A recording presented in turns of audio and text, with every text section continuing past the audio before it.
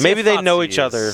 Yeah, it's deep in the tournament, too. Yeah, done some scouting. Thoughtseize sees a couple Eidolons, a Rift Bolt, a Boros Charm, and Lava Spike? Yeah, it looks like Spike. So no turn 1 creature coming Russell's way unless one comes off the top from Bryan and Carey.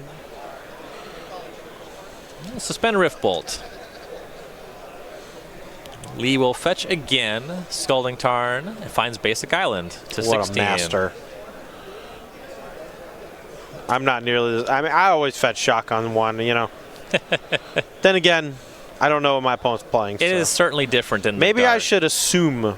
They're all on burn. Everyone's a burn opponent. Rift Bolt off suspend, Lee to 13. Would not be surprised if Carey here chooses not to play Eidolon the Great Revel. So he's going to be under a bit of duress from this Gurmag Angler. And if he wants to play the Eidolon, he's going to be dealing himself a bit of damage with his own spells. And it is going to be a racing scenario. But with that said, Russell Lee probably going to take care of the Eidolon so that he can play a few more spells this game. The Island Swap mana base also a little rough. Won't necessarily be able to kill the Eidolon and deploy another threat this turn. Sure. So he's going to play Pluto Delta, attack with the Angler. That connects. Carry to 14. Lee passes. Wouldn't be surprised to see Russell deploy like a Snapcaster Mage here to potentially block. We'll see if Carey has the answer. I know the last time we checked just had Boros Charm and Lava Spike. I believe Swift Spear was the draw for turn. Swift Spear. That's a nice looking Odyssey mountain from Carey, not going to lie. Is that Odyssey? Want to bet it? No, I was wondering. I can't really see the set symbol. I didn't play then. Sure is. Thought it might have been Invasion. But you would certainly know better than I would, because you're older and wiser. Definitely older. Carey will deploy the Swift Spear, takes 2 off the Eidolon to 12, and an attack with both creatures. Now, Snapcaster Mage block here from Russell. If he doesn't have something like Fatal Push, makes a lot of sense. He's going to take some damage. Snapcaster Mage is pretty embarrassing in the face of Eidolon the Great Revel. Now, what Bryan Carey can do here is he can actually give his creatures indestructible if he so chooses, but that is going to make him fetch, and he's going to deal himself some damage from his own Eidolon if he wants to Boros Charm, and he's going to miss out on the direct damage from the Boros Charm. So the Snapcaster Mage, I believe this put Lee to 11, and Russell's blocking the Eidolon. Or trying to. Now, Carey, I think, probably going to just let this Eidolon die if I was him. And then Boros Charm, or I guess you Boros Charm before damage just to get the extra from the Monster Swift Spear. But the dealing 2 to yourself is not irrelevant in the face of this Gurmag Angler. So, yeah, he even chooses to just wait.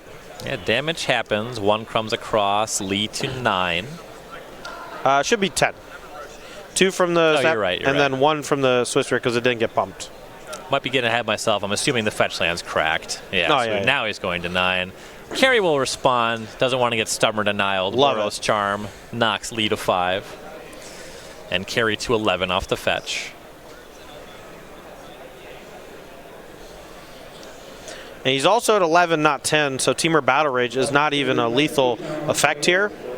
So Russell gonna maybe need to hold back this Gurmag Angler unless he has Bull plus Temur Battle Rage this turn. Steam Vents was the find. Lee attacks with the Angler, Carey to 6. 2 copies of Lava Spike in hand. Does Russell have a Stubborn Denial and he knows a blocker? He knows about one of those spikes as well. And most of the burn deck is just more spikes. That's kind of their whole thing. Yeah. Now, I think Russell actually has a Thoughtseize and a Stubborn Denial. So if he does both of those things, he might end the game at 1 life if Bryan Carey draws a land for the turn. Doesn't feel great to Thoughtseize here, but you're right. It's at least gaining 1 life versus Lava Spike. Right. Now, I would have liked to have seen Russell do this before attacking, because if he sees a hand that he can't beat, like Lava Spike plus Goblin Guide or something, you know, he can choose to hold back the Gurmag Angler. So Lee Thoughtseize is one of the spikes down to 3. If he has Stubborn Denial, he's alive. Stubborn Denial catches the other. Ooh, and the last card in Carey's hand is a land. Yeah, so if he attacks here, he puts Russell to 1, not lethal. And Carey just has land in hand, but Russell can only attack back for 5 to put Carey to 1 as well. So we may actually have a staring contest until one person draws a non-land card. Swiftspear's attacking for 2, lead down to 1. I gotta say, I have loved the navigation on both sides. I agree completely. Angler rumbles across. Things are tied at 1 each. Tap a 3 for Lee. Another Gurmag Angler. Blocker online. Cross your fingers. It's something, Canyon. Redraw. Oh, it's a Goblin Guide. That's enough. All right, that's 2 creatures, and yeah, Ooh, they'll come across. Man. What a close game. Really tight game there. Bryan Carey is now up, though. Players going to the sideboards. You can check out the players' deck lists and sideboards using the Cardboard Live extensions on your screen. Russell Lee's got a couple Plague Engineers, 2 Abrades, 3 Disdainful Strokes, 2 Kolaghan's Commands, a Spell Snare, a Terminate, a Liliana the Last Hope, 2 Collective Brutalities, and a Duress. So I like a bit of the cheap interaction in this particular matchup. Collective Brutality is this pretty common sideboard card that shines against these burn strategies. Not only can it kill one of their early creatures, it also occasionally lets you hit a card from their hand and drain them for 2 and save yourself some of those precious life points. It's not quite as good in the Grixis Death Shadow deck just because your life total wants to be hovering below 13 for the most part to make sure Death Shadow can come online. So you have to play this delicate balance with your life total as the Grixis Shadow pilot. The Duress is quite good here, I think. Terminate, any sort of removal I think is pretty good. Kolaghan's Command, Abrade, all these cards can come in this matchup. So for Bryan Carey on the burn side of things, sideboards a couple Grim Lavamancers, 3 Core Firewalker, 2 Path to Exile, 4 Skullcrack, and 4 Smash to Smithereens. The only card I care about here is Path to Exile. That one's definitely coming in, or definitely should come in, because hitting that Gurmag Angler or Death Shadow turns off Stubborn Denial and allows you to attack with your creatures for the last 2 points of damage. Outside of that, I think Grim Lavamancer could pose some significant problems for Russell and really help overload his spot removal because he doesn't have very much. And Grim Lavamancer represents a lot of kind of instant speed damage that doesn't turn on Death Shadow until you're ready to go for the kill. Players looking at opening hands for the sideboard games. Russell Lee will be on the play. Both players taking a mulligan. This is a really close matchup, and when matchups are close, it is really interesting to discuss who a mulligan on both sides benefits more. Yeah. Who do you think comes out ahead in a double mulligan? I think Grixis Shadow comes out ahead. Grixis Shadow has a lot of kind of mediocre cards in the matchup, whereas Burn's cards are all just straight 5s or 6s, except for Eidolon, which is a clear 10. And I think Bryan's burn deck really needs a lot of those resources to survive, where Grixis Shadow deck can actually win the game with like 3 or 4 cards still left in hand. Sure. So I think the low resource battle definitely favors the Shadow opponent in most matchups. Yeah, just like a Thought Scour and an Angler can get you going. Right. Both players keeping on 6. Lee starting by fetching Watery Grave. No fear this time. Shocking to 17. Maybe just has a heavy shadow draw and needs to deal himself some damage. Has a Fatal Push too, which is nice. Starts on the Serum Visions. Draws and scries 2 to the bottom.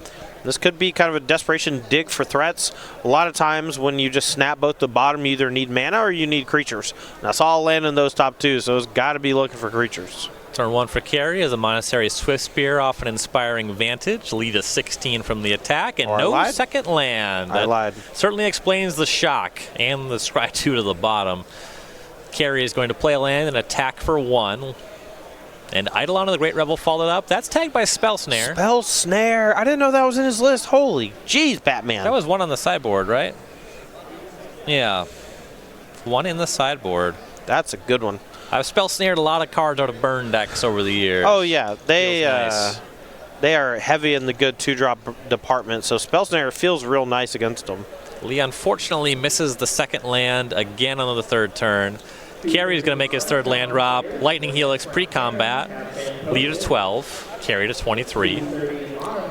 Skewer the critics. Lead to 9 if this resolves. Yeah, I believe he's got to burn the Fatal Push on the Swiftspear now, though. That 3 damage coming across is a little too much. And he will. Swiftspear down. Go back to Lee. Can he finally make a land drop? Draw was Mishra's Bauble. He'll use Duress to take Skullcrack out of Carey's hand. Only card left over is Sacred Foundry. Lee will bobble. Draw on upkeep. So saw Carey's draw. See if we see it in a second here. Looks like it's a spell. It's another Skullcrack. That one can prevent Collective Brutality from gaining some life. Russell, though, does find a second land. Let's see if he can deploy a threat this turn.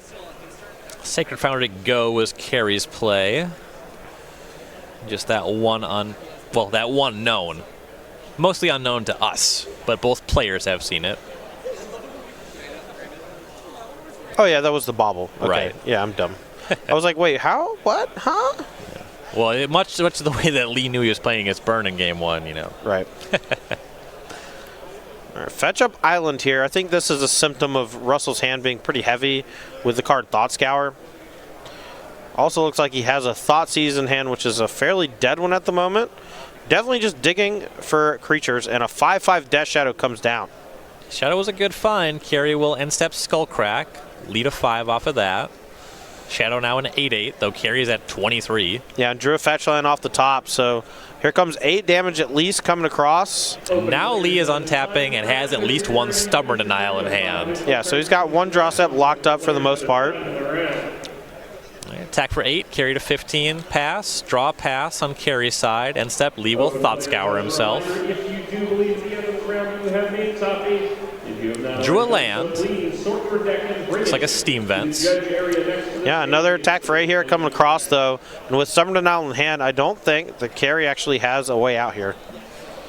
Steam Vents tapped, attack for 8, Carey to 7.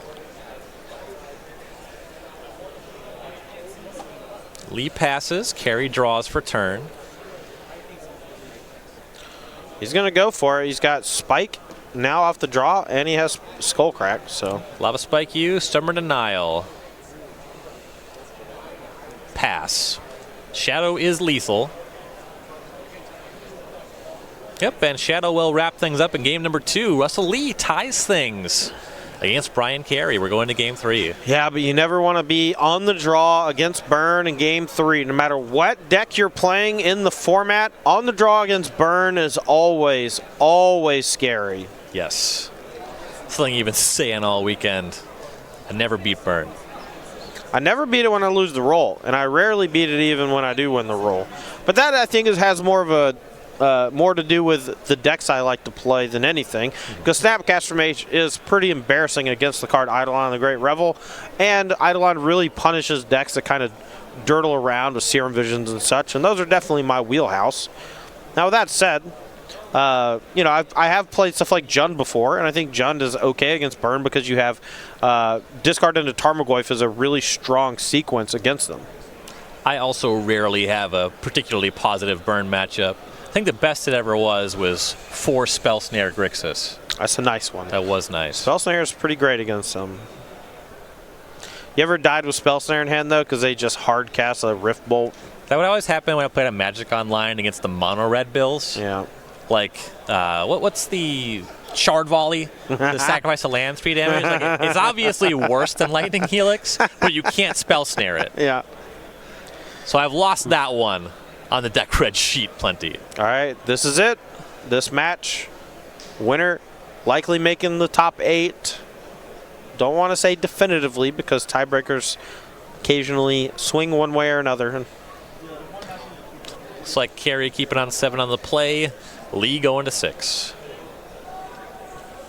I think this is an important spot for Russell to understand what's important and what's not with his deck and choosing to mulligan hands that just won't get there.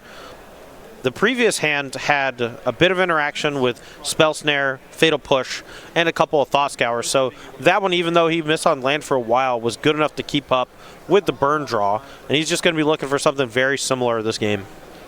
Looks like he keeps on 6 and puts a duress on the bottom. Carey is going to start sacrificing Bloodstained Mire. See if he goes to 19 or 17. He will be attacking Lee to 19 with this Monastery Swift Spear. And he fetched up Basic Mountain, so it's going to be 19 all. I gotta say, Monastery Swift Spear is the worst one drop between that and Goblin Guide. If you're on the draw against the burn deck, you're very happy to see the 1 damage come across instead of 2. Even though they can potentially do some more burst damage later on, that's the one attack that you can't really interact with, and that's the one attack that does 1 instead of 2, and that 1 point is miles different in some spots. Lee will start by bobbling Carey. Swamp Go, draws for the bobble in upkeep. That means he likes his hand if he bobbles Carey instead of himself, or he just didn't have a fetch land to play. Swiftspear attacks, lead at 18. Post-combat, Carey is going to use another fetch land. Deploying Eidolon of the Great Revel. He's shocked for it off Sacred Foundry. And Lee's going to Fatal Push that one, so both players at 16 after the trigger. Yeah, another Fatal Push off the top. That should be able to check at least the Swiftspear.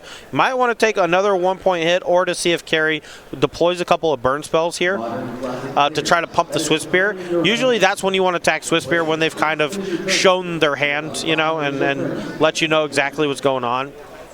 Looks like a fistful of spells for Carey as he draws up to a 5th card.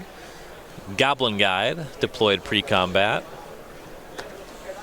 See if he adds a spell to pump the Swiftspear. Yeah, Lava Spike here are going to be the one to cast. Sorcerer Speed doesn't really have another valid target for the most part. Least tricky of all of them. So Lava Spike targeting Lee. That resolves. Lee to 13. And an attack with 2/2 power creatures. With the Goblin Guide trigger on the stack, Lee is going to fetch to 12. So he wants to go ahead and fetch Steam Vents probably, and he's doing this because if he naturally draws the Steam Vents, that's pretty horrific for his hand. Could be just like Blood Crypt or whatever if he's just heavy on black cards, but doesn't really want to draw a fetch land. Yeah, big thing when land. Goblin Guy is attacking you too is if you want to draw a land, you let the trigger resolve, then you fetch. If you want to draw a spell, you fetch, and then if your top card's a land, you draw it, and then you get a draw step. Right. So he fetches up Watery Grave tapped. Revealed Teamer Battle Rage. Probably not the spell he wanted immediately. No, but that could be one that closes the door in one attack step with Death Shadow in a few turns. So he'll Fatal Push the Swiftspear. 2 comes across from the guide, lead to 10. Yeah, but no land drop from Carey. If I'm Russell, I'm sweating because that means there's 3 spells in hand on the other side. That's pretty terrifying. Well, Inquisition is going to take a look and take one of them. It's 2 Lightning Bolts and a Lightning Helix. Mana efficiency makes sense. 1 bolt is taken. Stubborn Denial, though, from Lee in hand. Does he have a creature to play this turn? Gurmag Angler or Death Shadow both would be pretty good here. Plays Scalding Tarn as the land for the turn. Fetches that immediately. Going to 9. Curious if he gets a tapped land and plays Gurmag, or if he shocks himself and plays Death Shadow. Looks like a tap Steam Vents. Might even get a tap land and play Shadow. Just getting it up to 4. Yeah. Tap land Angler is the play. So you want the red source, but you don't want to deal yourself damage. A land here would have been great for Carey because that would have allowed him to double burn the Gurmag and shut down the aggression. It would have taken a lot of his resources to do it, but now, though, it's kind of a staring contest, and Russell does have Teamer Battle Rage in hand. So Eidolon's the play for Carey. Back on Lee's side, plays Polluted Delta, 2 cards in hand. One of them is the Battle Rage that both players have seen. And Lee will pass back to Carey. Eidolon of the Great Revel was a fantastic draw for Carey because now if Russell does want to use that Stubborn Denial, it still deals him 2 damage. There's not a whole lot he can do. I don't even think he should crack this fetch land. I think that land is effectively dead. Carey draws and passes. Lee does refuse to crack the fetch land. Draws for his turn, just passes back. Except Carey's going to fire something off. It's Boros Charm. Eidolon puts Carey to 14. Boros Charm, if it resolves, puts Lee to 5. Yeah, and even if he Stubborn Denials, he's still at 7. Carey can untap, throw maybe 1 or 2 more burn spells at the face, puts Russell down to 1. He's no longer able to cast spells. It is precarious. And drawing Battle Rage without Shadow is really unfortunate in this pairing. So Lee fires off Stubborn Denial. Carey's on that trigger, though. Lee goes to 7 from the Eidolon. Yeah, and it is a trigger you can miss, so there's always a chance that Russell gets a freebie here if Carey does mess up. Back to Bryan Carey. I believe the draw for turn was Rift Bolt. My guess, suspend Rift Bolt here. In a turn bolt, untap, have Helix. Try to go for lethal that way. It's going to be pretty tough for Russell to get out of this one. Bryan has stopped on 2 lands, and that is a disaster for any deck that is trying to win a longer game against Burnt. Rift Bolt Suspend is the play for Carey.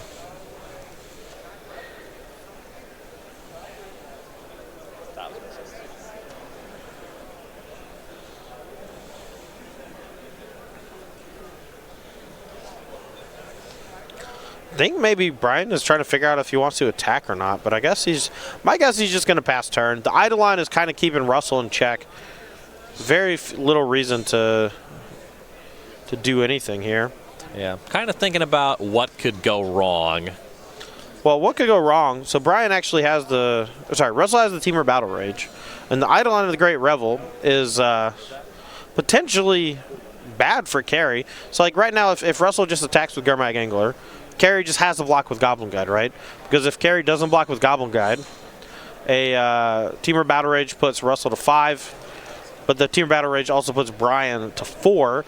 Rip Bolt puts him to 2, puts Russell to 2, and then attack with Eidolon. Never mind. I don't know. This is tough. This is a mess. Eidolon It is Great kind of Revel. interesting for Lee that Carey's going to have to cast that Rift Bolt, and if the Eidolon's still around, take 2. Not clear they'll be able to capitalize on it, because if Lee attacks with the Angler, you just throw the Eidolon in the way.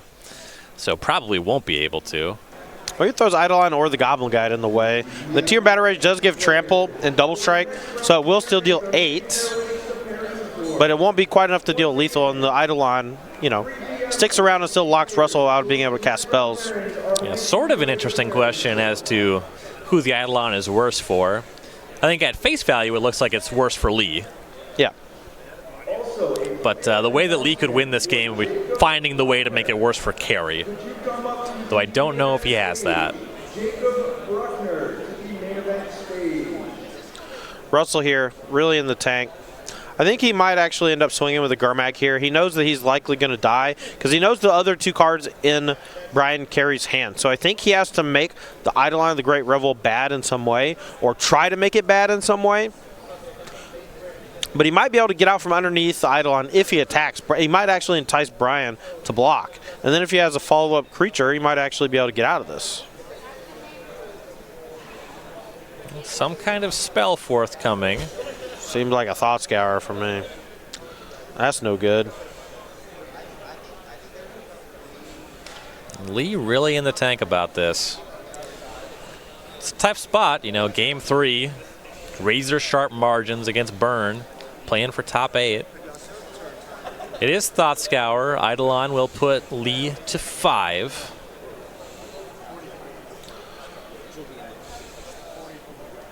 Teamer Battle Rage 2 lands. Lee does not have anything, and he's got to pack him up. Bryan Carey advances to 12 and 3. Yeah, Burn once again doing Burn things. That clutch Eidolon of the Great Revel off the top.